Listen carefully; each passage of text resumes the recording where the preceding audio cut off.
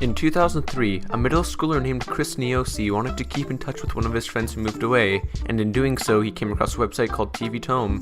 TOME had a message board where people would usually talk about shows and movies. Chris met many new friends, and it was there where most of the TOME characters were based off of. At the time, Chris was really interested in the whole cyber world idea from such medias as Mega Man Battle Network and the .hack franchise. This was the same with a lot of people he was talking to. With all the friends Chris made, he decided he wanted to make a story out of it. During 2003, there wasn't a way to send pictures to each other on this forum, so when it came to creating the characters, Chris ended up drawing how he thought they would look like by their username. Chris describes his time on the site as this magical wonderland of fantasy, in a way. Maybe more to me. One day Chris decided he wanted to make the story that he formed into a series, so he made one big outline of the story, but ended up scrapping it. In the summer of 2004, Chris was taking a course about Flash animation. This is where he got into doing both sprite comics and sprite animation. At the time, he made a Newgrounds account and decided to create TOME into a sprite series, calling it TOME Adventures, or TTA for short.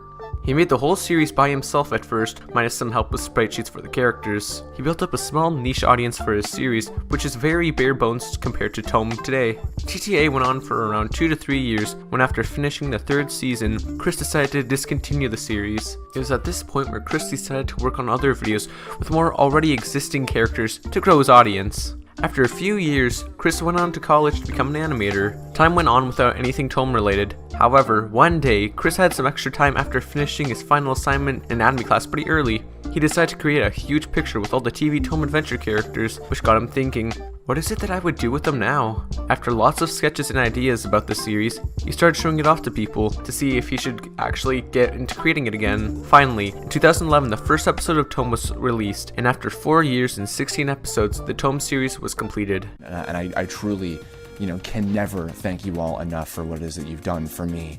But I hope that this is even remotely any way that I could show any sort of appreciation. And I certainly don't know what the future holds for TOME, for me. I don't know, but I hope that whatever comes next, that it'll leave as positive of an impact on everybody as much as humanly possible. And thank you all for everything, and goodbye. TOME is special to a lot of people, since it knows how to tell a story. It's unlike what you'd see in the industry. You don't see an online series with these well-known voice actors and actresses lending their voices to a series on the internet. TOME pulls off the virtual world concept better than most AAA animations. The series has heart to it. With well-written characters and a rich story, TOME has built a loyal fan base. And when TOME needed money most to create a second season, the fans helped raise it and get above the goal. If you haven't had the joy in watching TOME, take some time to watch it. It's rare to see such a big project done so well by such a small but dedicated team.